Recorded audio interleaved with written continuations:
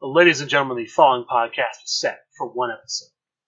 Your hosts from Columbus, Ohio, and Westfield, Massachusetts are Michael Kirk and Nathan Wagner. Welcome to the Outlaw Mudcast. Hello and welcome to the Outlaw Mudcast, your digital audio dirt sheet for all things Supershow. Unfortunately, it's just going to be me today, folks. Nathan Wagner is off. I need to address this situation because I've had a few people reach out to me privately and ask me what is going on with Nathan Wagner. As many of you regular listeners have noticed, this is the third out of the last 4 weeks he hasn't been here. It's actually very simple. It's his job schedule. He's been having to work Sunday mornings, which is when we normally record. We normally record Sunday mornings. He's been having to work Sunday mornings 3 of the last 4 weeks. Otherwise, he'd be here. We have not made any long-term plans as far as scheduling going forward. Hopefully, his schedule will change and we'll be able to record regularly again. But right now, that's up in the air. But I'm hoping Nate will rejoin us soon. We've got a lot of good things coming up. As for the news in Supershow this week, I wish I could say there's a lot of new things coming out, a lot of new exciting things happening, a lot of big announcements. But there really hasn't been a lot of new things that have launched. There's been no real new news on ArmorCon. ArmorCon is going to be 2 weeks from now, so it'll be the second weekend in October. There's been no news on that. We know Supershow is going to be there. We know there's going to be an LFF presence. We know that they're doing... Last I saw a couple events. I think there's going to be promos. I don't think there's going to be specific ArmorCon promos at this point. Nothing's been announced.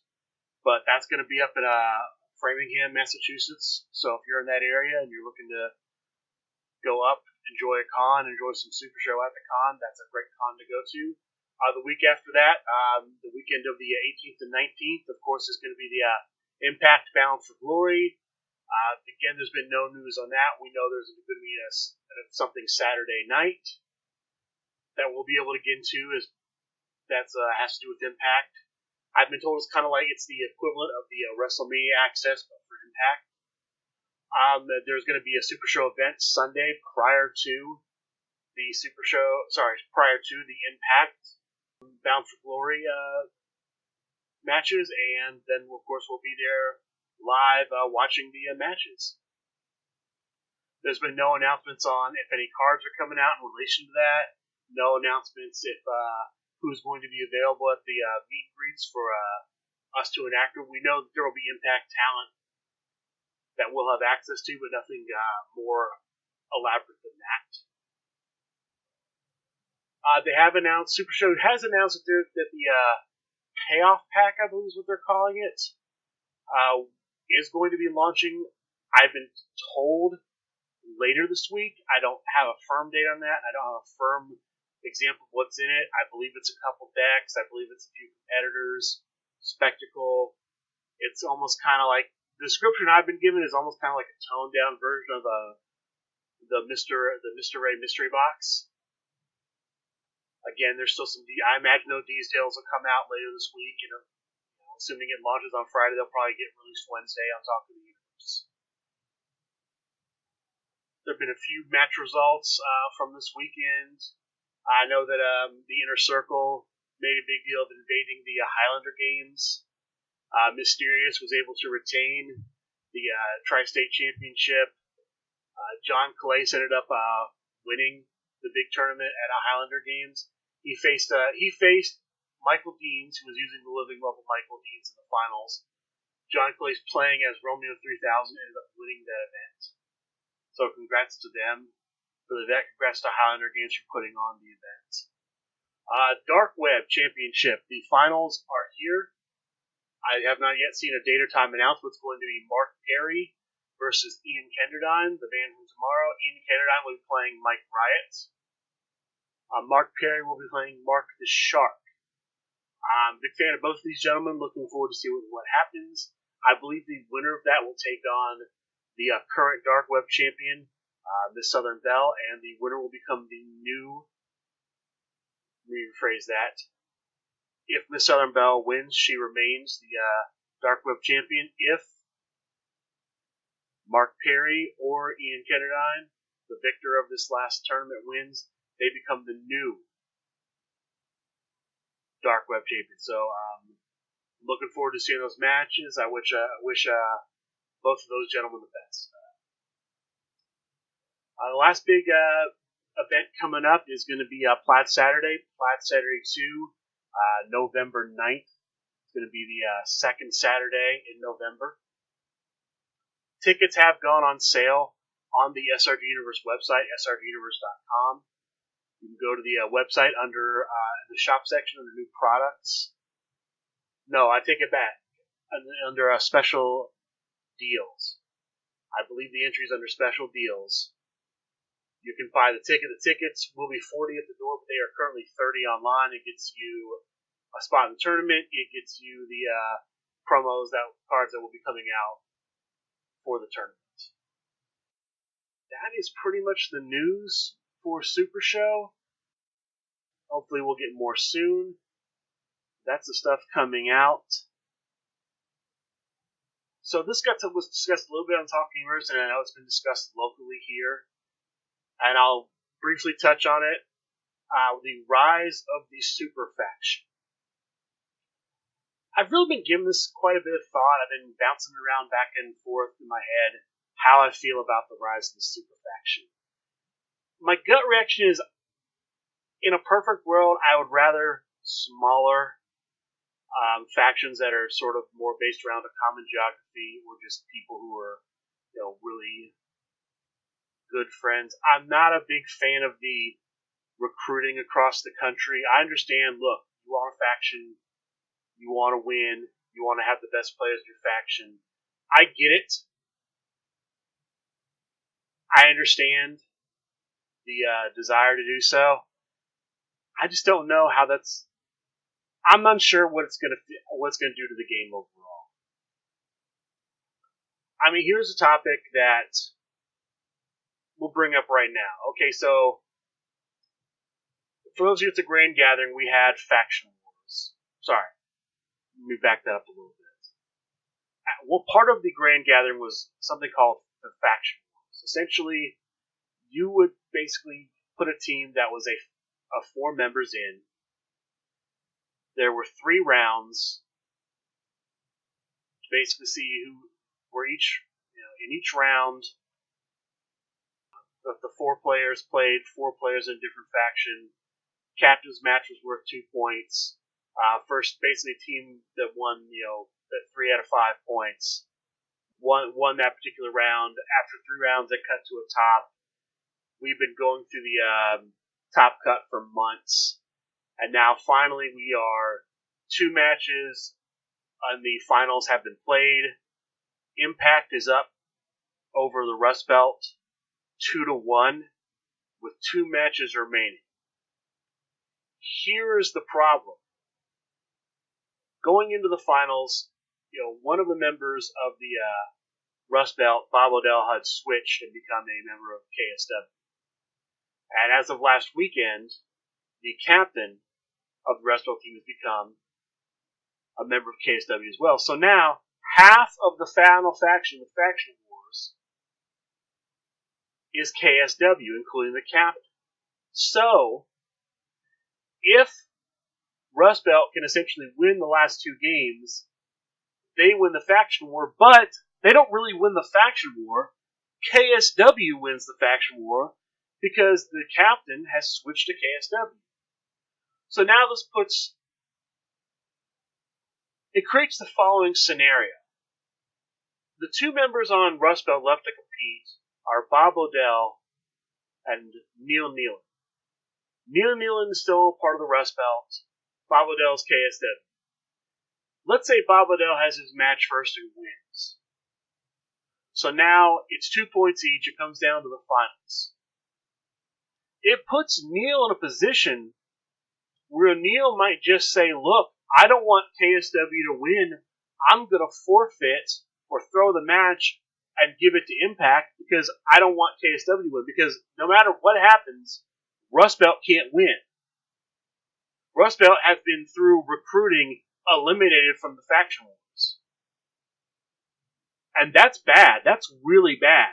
The idea that essentially one faction can make it to the finals of the faction wars, and now they've literally been recruited to another faction.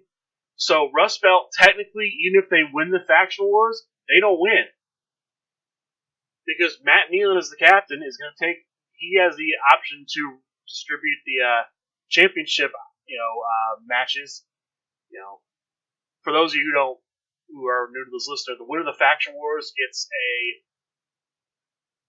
LFF World Heavyweight Championship match, an Underworld Championship match, and a tag team match. Should be distributed at the favor of the captain. So if the captain's part of KSW, it doesn't make any sense for him at all to give title opportunities to Rust Belt. The title are just going to go between him and Bob Odell. So that really sets a really bad precedent. Now, if Impact just wins outright, if Impact wins, this wins essentially against Bob Odell, then none of this matters. But if Bob Odell wins, that could be disaster for the faction wars, for the whole concept of the faction wars. We could see the rise of the super faction basically destroy the entire faction wars concept, something that we've literally been playing since May. We're now about to enter into month 6. If the Rust Belt / KSW team wins tonight, because as I record this on the 29th, tonight is the next match in the faction wars. If Impact does not win tonight and clinch, and it goes to game 4,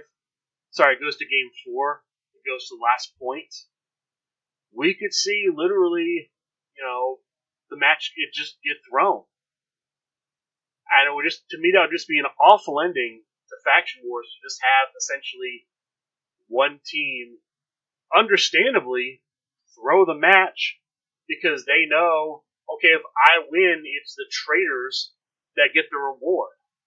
Why would you want to basically, work hard and to basically hand the people who betrayed you a prize? Makes no sense. So that to me is one of the worst things about the rise of super faction. And that's something I don't want to see come to pass. I don't think anyone wants to see that come to pass. So hopefully it doesn't, but I just see that as a really negative thing. I may have more thoughts on faction wars, on super factions. We may talk about super factions some more when Nate comes back. But that's going to be my thoughts on the super faction. Alright, well, last week we talked a bit about the cards that were given out, the promo cards at the Rust Belt's tournament, Supershow, Marktoberfest. Drawing Dimes, Marvelous Recruits, and Crippling Crossface. We also talked about the competitors that came out, Johann Sibelius, the Moneymakers and their new finish, and Double the Fun and their new finish. So, there are a few other cards came out, and I'll look to go ahead and we'll talk about those. So first let's talk about two cards, Run It Back and Listen Up, Jack. There are Lead Strike and Elite Submission, number 7 for the strike, 9 for the submission. They both have the same text.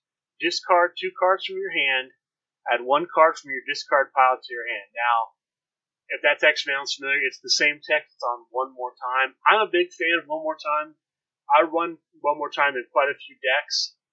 So, now that having essentially that card now as a strike or submission option to me is a good thing. I still can't see you running more than one of those in a deck. It's just, I just don't know that, I'd want to basically have to discard 2 cards from my hand to get 1 back. That's essentially, because if you're going to play all 3, you're having to plan on discarding 6 cards from your hand throughout the game. That's a lot of discarding. But one of those is great, and then of course, one of those in each one of those in each spot's good. I'm also thinking about with double the fun, listen up Jack doubles those. He'd be discarding 4 and adding 2. Could be interesting. We also had another card that does what Drawing Dimes does. We talked about last week. It's the card featuring the picture of the inner circle. Chugga chugga chugga chugga chugga chugga chug.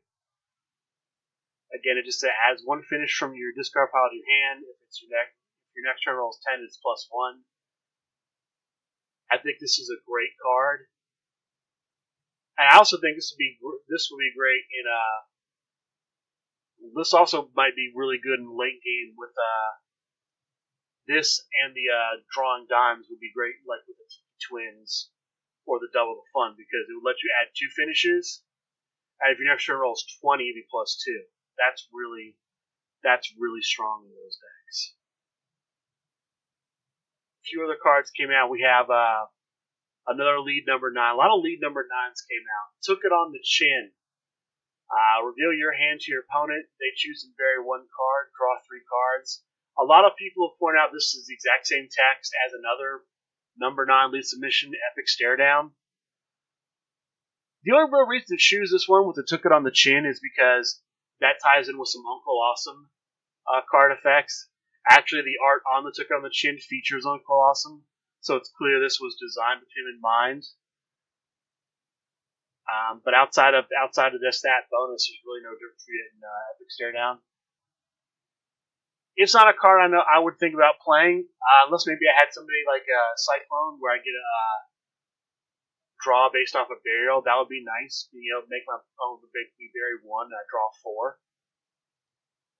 It's okay. Then the last 3 that came out, Power Punching, Facebuster Suplex, and Flying Headlock. Those are all follow-ups, numbers 19, 20, and 21, so strike, grapple, and submission respectively.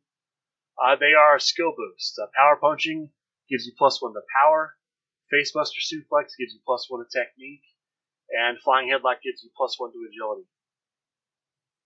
They're all okay. I mean, obviously, you're only going to play these as an aggro deck because you'd be giving up your elbow strikes, neck breaker, and leg lock type cards. You'd be giving up 3 stop any's to play these. It's not a choice I'd make. But if I was playing in an aggro deck, maybe I could see myself maybe in a King Pink, giving myself a +1 to power, getting rid of the elbow strikes, just because he gimmick.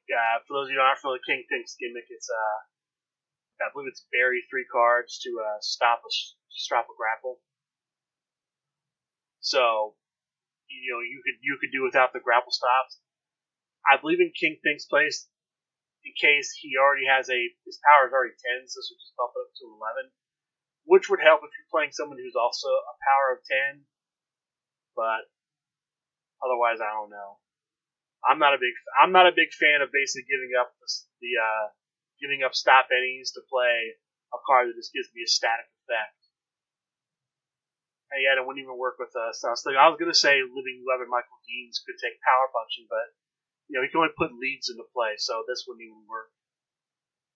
So if you like playing aggressive style without a lot of stops, these cards might be the cards for you. They're not the cards for me.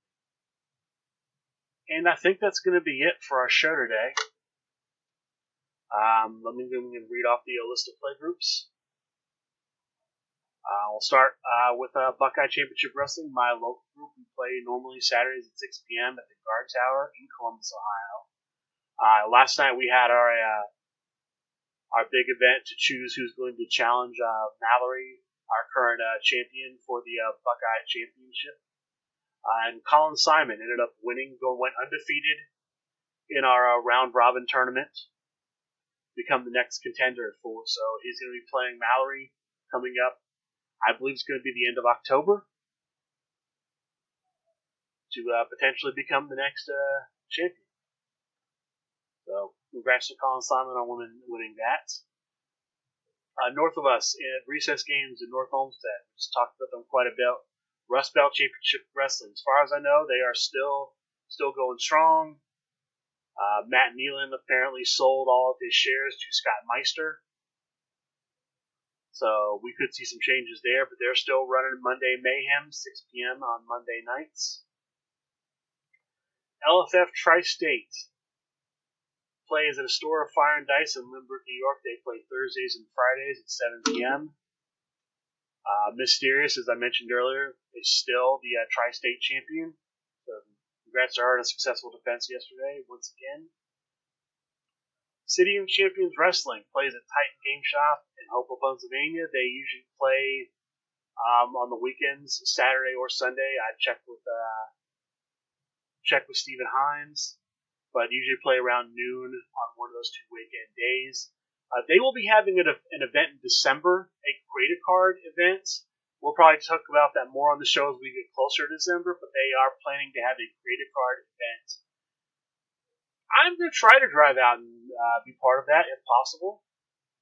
I think it'd be, I've got my card ideas. I'd love to give it a shot.